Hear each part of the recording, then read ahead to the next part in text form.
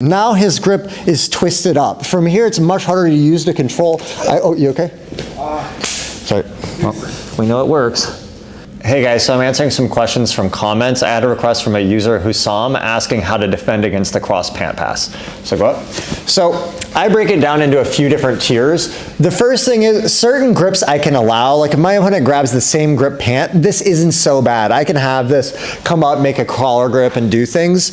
I don't want to allow this grip. I need to be careful about allowing this cross pant grip because it can be very difficult. So the first thing up front is try to keep your legs moving. If the guy's making that grip, try to use your hands and deflect early. But if he does get it, the first stage of defense I always focus on is I don't want him to pin this to the floor, right? If he pins it to the floor, it's much harder to get back. So just because he gets it, it's not necessarily a big deal. I keep the leg up, and one super useful detail to break this grip is grab the wrist. A lot of people try to break this grip by holding the sleeve, and if I kick like this, he can still follow, right?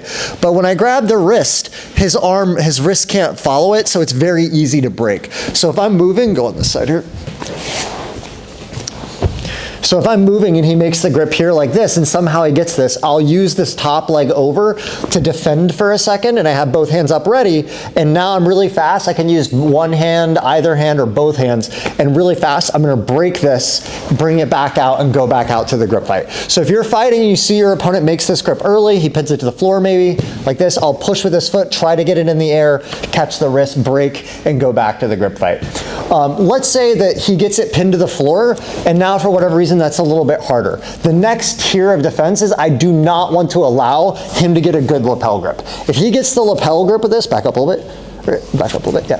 If he gets the lapel grip with this, it's very hard to defend, and we'll show that defense to that last. So go back, there we go. So when I'm here, I'm on a side tilt, I have this foot up here defending, both hands are engaged in defending that. Again, I'll break this if I can.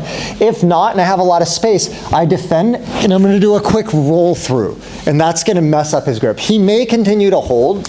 If he grips the grip pinned, right, I try to defend, right, I try to keep some space, and when I can, I'm gonna do a quick roll through. This may not break his grip, but it's gonna make it really mess up and much easier to break as I go through. So I block here like this, I pull my weight up onto my shoulder, I use this top foot to create a little space, and I roll through. Now his grip is twisted up. From here, it's much harder to use to control. Oh, you okay? Sorry. Well, we know it works. So now the situation is we're here, he's got this down, and the last stage of defense is he gets the lapel. Again, I absolutely do not want to allow this to happen. Go ahead and go up this way a little bit, right? So what I do is once this does get pinned, I'm gonna frame the bicep shoulders with both hands, again, trying to keep as much distance as possible. I'm gonna use this cross foot to go here. This really doesn't require much flexibility, you just need a good frame.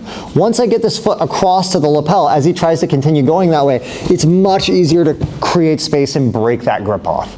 Once I break this grip off, now, again, I'm using this leg, the hands to keep space. I'm gonna look for that inversion again. If I think I can get this, I can always go back to breaking that. But if not, he's here, I roll through, right? He keeps the grip for a second, and then again, be careful when you break this, because if his grip is twisted, when you kick the break, it can be very difficult on the fingers.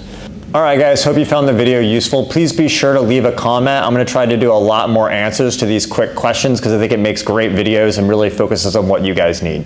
And also, if you haven't checked out my website yet, be sure to go there. I have a lot more organized content and systems on there as well.